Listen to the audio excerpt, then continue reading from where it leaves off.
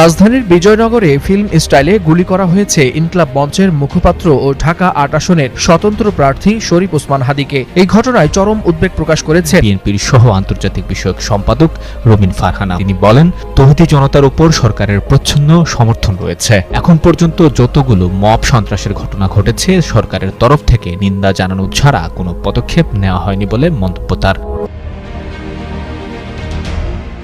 ইনকিলাব মঞ্চের মুখপাত্র ঢাকা ৮ আসনের স্বতন্ত্র প্রার্থী শরীফ ওসমান হাদীকে গুলি করেছে দুর্বৃত্তরা। হঠাৎ মোটরসাইকেল যোগে দুই দুর্বৃত্ত একেবারে কাছে থেকে হাদীকে গুলি করে পালিয়ে যান বলে জানিয়েছেন প্রত্যক্ষদর্শীরা। বাইকে ছিল দুইজন, একজন হেলমেট পরা আর একজন মাস্ক পরা ছিল। একজনকে আমার সন্দেহ লাগছে, আমাদের কাছে খুঁজে আসছে। আজকে হাদী ভাইয়ের উপর গুলি করা হয়েছে, মানে জুলাইয়ের উপর গুলি করা। যে সরকার নিরাপদ দিতে ব্যর্থ, ওই পদে থাকার কোনো অধিকার নাই। এই ব্যর্থতার দায় নিয়ে উপদেষ্টা পদত্যাগ আমি দাবি করছি। এই মির্জা আব্বাসের নেতৃত্বে আমাদের এই জুলাই যুদ্ধের উপর হামলা করা হয়েছে। ঢাকা মেডিকেল কলেজ হাসপাতালে অস্ত্রোপচার শেষে গুলিবিদ্ধ ঢাকা ৮ আসনের স্বতন্ত্র প্রার্থী ও ইনকিলাব মঞ্চের মুখপাত্র শরীফ ওসমান হাদীকে রাজধানীর এভার কেয়ার হাসপাতালে নেওয়া হয়েছে। একটি বিশেষায়িত আইসিইউ অ্যাম্বুলেন্স করে তাকে এভার কেয়ারে নেওয়া হয়েছে।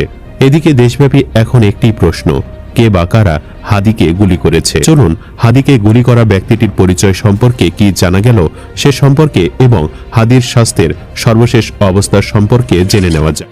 দর্শক যে যেখানে আছেন, আশা করি ভালো আছেন। এই মুহূর্তে পাওয়া সবচেয়ে বড় ব্রেকিং নিউজ।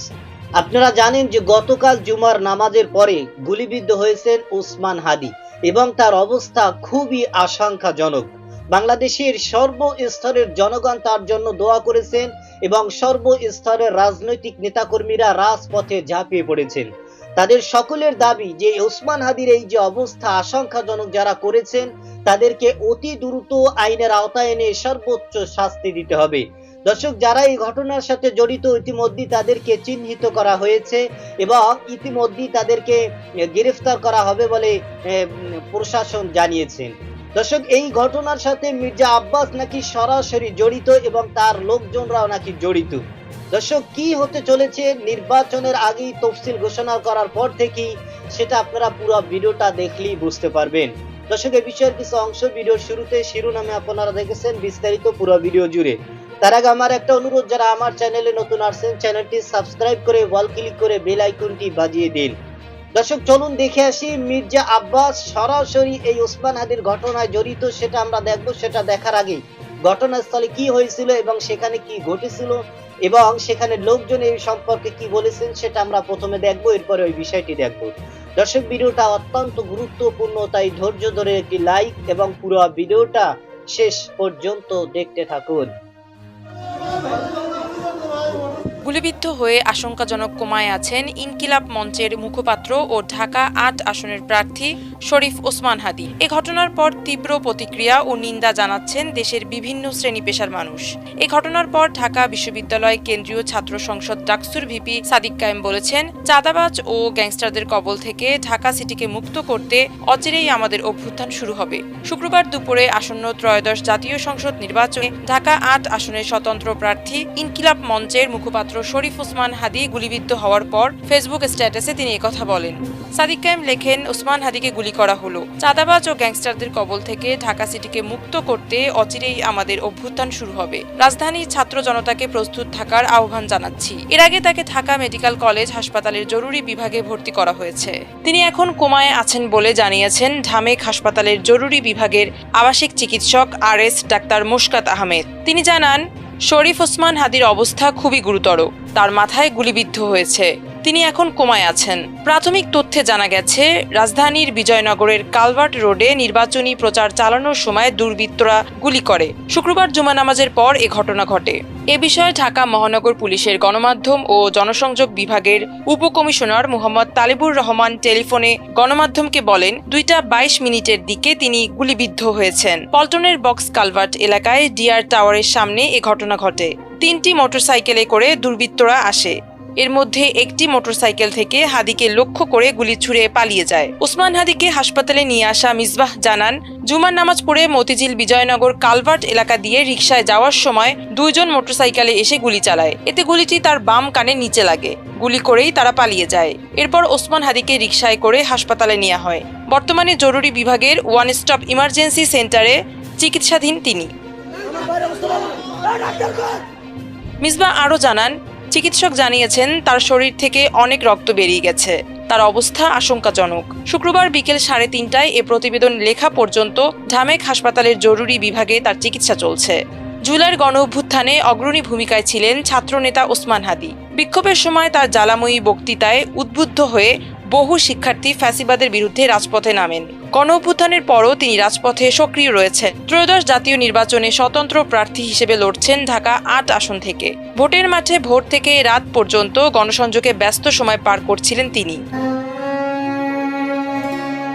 রাজধানীর পল্টন কালভার্ট সড়কের বিজয়নগরে গুলিবিদ্ধ ঢাকা 8 আসনের সম্ভাব্য স্বতন্ত্র প্রার্থী ও ইনকিলাব মঞ্চের মুখপাত্র শরীফ ওসমান হাদিকে লাইফ সাপোর্টে দেওয়া হয়েছে। ঢাকা মেডিকেল কলেজ হাসপাতালের পরিচালকের দপ্তর থেকে এ তথ্য জানা যায়।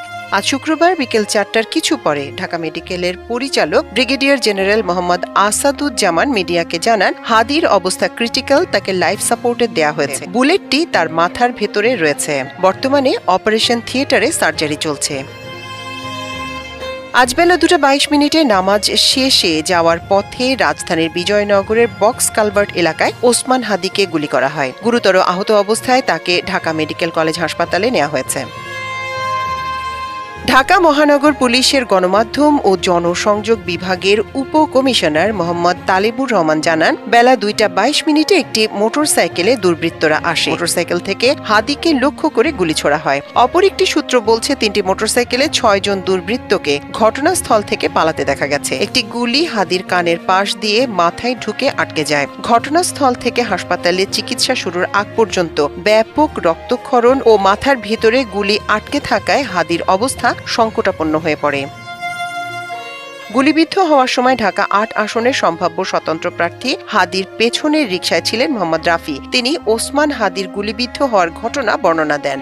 রাফি বলেন, জুমার নামাজ শেষে আমরা হাইকোর্টের দিকে যাচ্ছিলাম, রিকশায় ছিলাম। বিজয়নগরে আসতেই একটা মোটরসাইকেলে করে দুজন এসে হাদি ভাইয়ের উপর গুলি ছুড়ে পালিয়ে যায়। আমি ভাইয়ের পেছনের রিকশায় ছিলাম। এদিকে দুর্বৃত্তদের গুলিতে ওসমান হাদির গুরুতর আহত হওয়ার ঘটনায় গভীর উদ্বেগ প্রকাশ করেছেন অন্তর্বর্তী সরকারের প্রধান উপদেষ্টা অধ্যাপক মোহাম্মদ ইউনূস। একই সঙ্গে প্রধান উপদেষ্টা আইন শৃঙ্খলা রক্ষাকারী বাহিনীকে দ্রুত ও ব্যাপক তদন্ত চালিয়ে হামলায় জড়িত সবাইকে শনাক্ত করে আইনের আওতায় আনার কঠোর নির্দেশ দিয়েছেন। দর্শক, আপনারা জানেন যে গতকাল জুমার নামাজের পরে নামাজ থেকে বের হওয়ার পরে লিফলেট বিতরণ করেছিলেন এই ওসমান হাদি। তিনি ঢাকার 8 আসনে স্বতন্ত্র প্রার্থী এবং তিনি কিন্তু গণমাধ্যমে এই ভাষণ দিয়েছেন। সাবেক প্রধানমন্ত্রী শেখ হাসিনার বিরুদ্ধে, ফ্যাসিস্টের বিরুদ্ধে তিনি কিন্তু সবসময় সবার আগেই অবদান রেখেছেন এবং তিনি গণমাধ্যমে কিন্তু জানিয়েছেন যে আমি যদি এই 8 আসনে নির্বাচনে জয়ী হই তাহলে সংসদে গিয়ে সর্বপ্রথম চাঁদাবাজির বিরুদ্ধে, সর্বপ্রথম দুর্নীতির বিরুদ্ধে, সর্বপ্রথম অপরাধীর বিরুদ্ধে আমি কথা বলবো। দর্শক, এই ঘোষণা দেওয়ার পরেই কিন্তু তার উপরে নানান হুমকি দামকি এসেছিল এবং তিনি গণমাধ্যমে কিন্তু জানিয়েছেন যে আমার ফোনে প্রায় 30 থেকে 35টার মতো বাহিরের দেশের ফোন এসেছে এবং আমাকে নানান হামকি দুমকি দেওয়া হয়েছে, কিন্তু আমি কোনো কিছুই পরোয়া করি না। আমি চাই বাংলাদেশে সুস্থ সুন্দর একটা নির্বাচন হোক এবং যারা ন্যায় বিচার করবে, যারা সত্যের পথে থাকবে, তাদের মতো একজন দেশের শাসন হোক এবং তারা যেন দেশ পরিচালনা করতে পারে। দর্শক, এই নানা ধরনের হুমকি দামকির পরই কিন্তু আজ ওসমান হাদির অবস্থা খুবই গুরুতর। তো সুতরাং বোঝাই যাচ্ছে যে তাকে আগে থেকেই ফলো করা হয়েছে এবং তাকে টার্গেট করেই কিন্তু তাকে একেবারে শেষ করে দেওয়ার জন্যই কিন্তু তার মাথা বরাবর কিন্তু গুলি করা হয়েছে এবং আপনারা জানেন যে তার মাথার মধ্যে কিন্তু গুলি রয়েছে এবং তাকে সার্জারির মাধ্যমে, অপারেশনের মাধ্যমে কিন্তু যেই অপারেশন করতে গিয়ে কিন্তু তিনি 2 বারের মতো হার্ট অ্যাটাক হয়েছেন। তো সবকিছু মিলিয়ে কিন্তু তার অবস্থা খুবই গুরুতর এবং খুবই আশঙ্কাজনক এবং তাকে একেবারে শেষ করে দেওয়ার জন্যই কিন্তু দুর্বৃত্তরা এই ধরনের টার্গেট করেছে। দর্শক, এই ওসমান হাদি তিনি যখন ৮ আসনে নির্বাচন করবেন, তার বিরোধী দল কিন্তু আপনারা জানেন যে বিএনপির পক্ষ থেকে মনোনীত মির্জা আব্বাস, এবং এই মির্জা আব্বাস কিন্তু তার বিরোধী হওয়ার কারণে তার লোকজন এবং চাঁদাবাজিরা মিলিয়ে কিন্তু এই ওসমান হাদিকে তার এই ধরনের অবস্থা করেছে বলে সামাজিক যোগাযোগের মাধ্যমে এটা নিয়ে গুঞ্জন উঠেছে। এবং আপনারা জানেন এই মির্জা আব্বাস যখন এই ওসমান হাদিকে হসপিটালে দেখতে গিয়েছেন, সেখানে কিন্তু একটা উত্তেজনা, অশান্তকর পরিবেশ সৃষ্টি হয়েছে এবং ওসমান হাদির লোকজন তারা কিন্তু তাকে ভুয়া ভুয়া স্লোগান দিয়েছেন এবং সেখানে একটা ভয়াবহ পরিস্থিতির শিকার হয়েছেন এই মির্জা আব্বাস। দর্শক, এই মির্জা আব্বাসের লোকজন তারা চাঁদাবাজি এবং দুর্নীতি, অপরাধমূলক কাজের সাথে যারা জড়িত তারাই মূলত আওয়ামী লীগের সাথে যোগদান করেই কিন্তু এ ধরনের একটা অপরাধমূলক কাজের সাথে জড়িত হয়ে এ ধরনের একটা ঘটনা ঘটিয়েছে। দর্শক, আমরা আশাবাদী প্রশাসন ইতিমধ্যেই চিরুনি অভিযান চালিয়েছেন এবং তারা ইতিমধ্যেই অনেকজনকে শনাক্ত করেছেন, চিহ্নিত করেছেন। আমরা আশাবাদী অতি দ্রুতই এর আসল তথ্য বেরিয়ে আসবে যে মির্জা আব্বাস এবং তার লোকজন, বিএনপির লোকজন নাকি আওয়ামী লীগের কিছু লোকজন এ ধরনের একটা ঘটনা ঘটিয়েছে। প্রশাসনের দৃষ্টি আকর্ষণ যে অতি দ্রুতই তাদেরকে আইনের আওতায় এনে বাংলার জনগণের সামনে প্রকাশ্যে দিবালোকে আমরা শাস্তির দাবি করেছি, যাতে করে দ্বিতীয়বার আর এ ধরনের ঘটনা বাংলার জমিনে না ঘটে। দর্শক, এই বিষয়ে আপনার কোনো মতামত থাকলে সেটা আমাদের কমেন্ট সেকশনে জানাতে পারেন। আজ এ পর্যন্তই। সুস্থ থাকবেন, ভালো থাকবেন। দেখা হবে আগামী কোনো ভিডিওতে, কথা হবে নতুন কোনো বিষয় নিয়ে। সে পর্যন্ত ভালো থাকবেন। খোদা হাফেজ।